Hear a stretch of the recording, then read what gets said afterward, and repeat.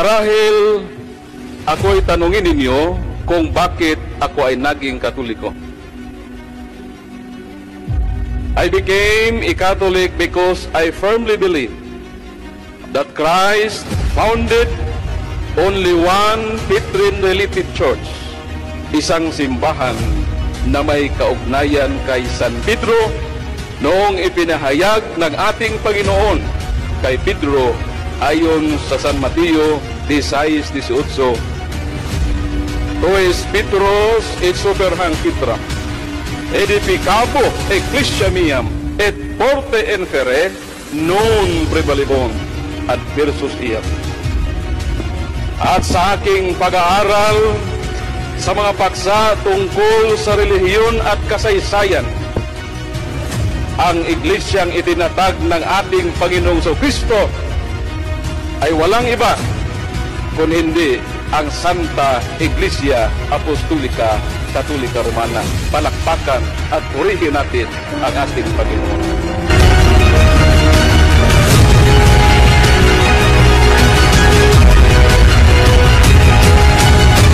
Naimbag nga aldaw kada kayo amin kakabsat.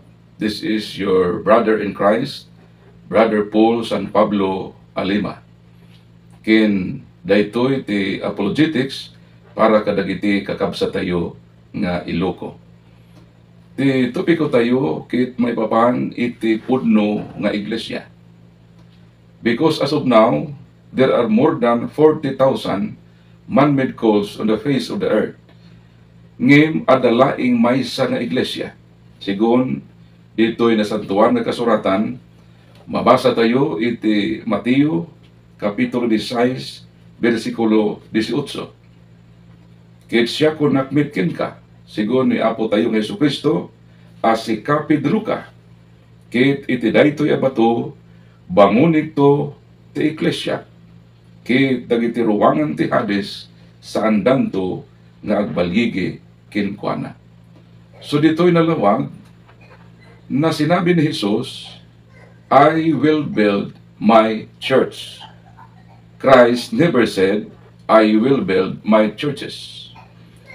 Kinday to'y nga iglesia nga may maysa kit ni Jesucristo iso ti founder na. Kinday to'y nga iglesia sigon dito'y nga bersikulo nga oray ti ruwangan ti Hades saan danto nga agbalyigi kinkwana. Apay dito'y Mateo kabanata 28 talata 20. Ito ang nakasaad. Ket adtoy kinunan ni Jesus, adaa kada kayo ngagnanayon, agingga iti panungpalan ti lubong. So daytoy nga iglesia ket existido manipod first century, agingga ita. Because this church will last forever.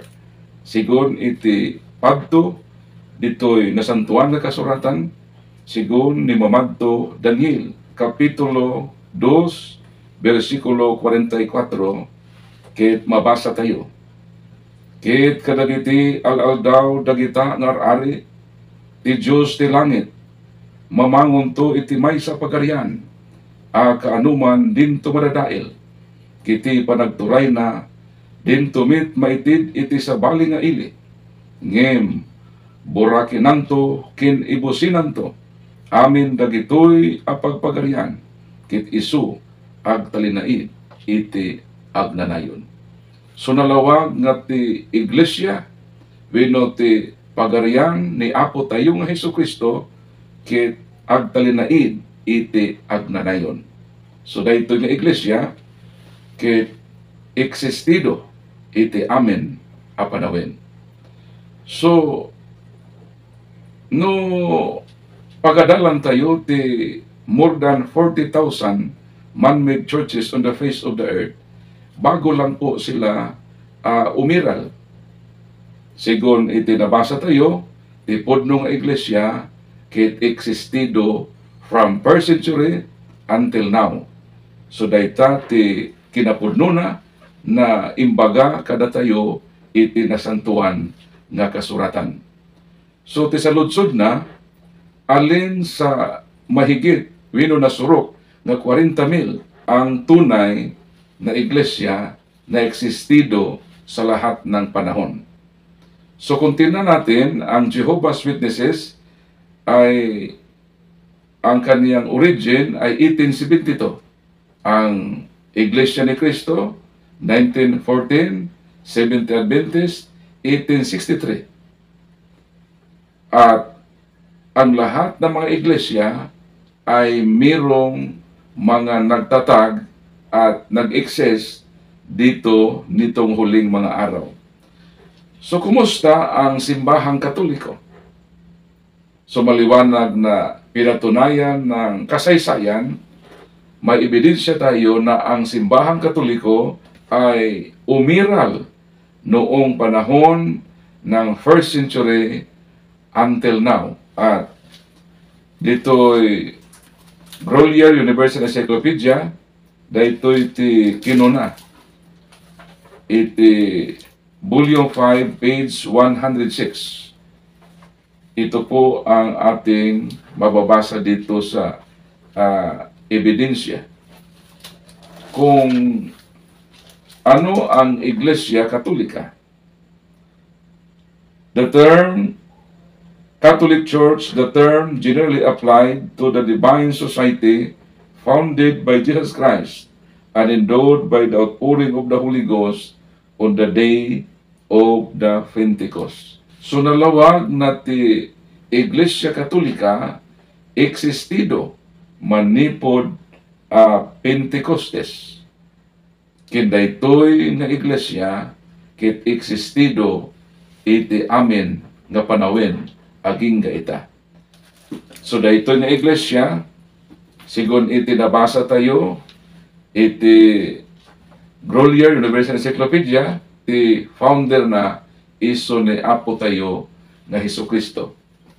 Kin dito'y World Almanac and the Book of Acts, ito po ang ating mabasa dito sa pahina 704 kung sino talaga ang founder ng Catholic Church.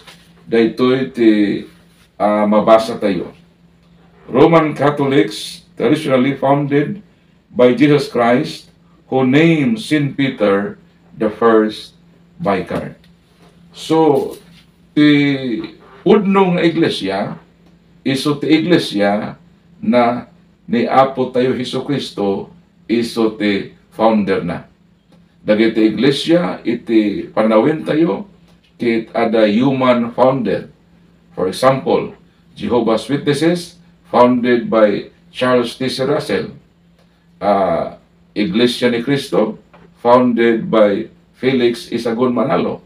Seventh-day Adventist, founded by Ellen Goldwhite, James White, J. N. Andrews, and Joseph Bates. But the Holy Roman Catholic Church, founded by Jesus Christ. So, nalawag na daytoy nga iglesia, iso ti pudno nga iglesia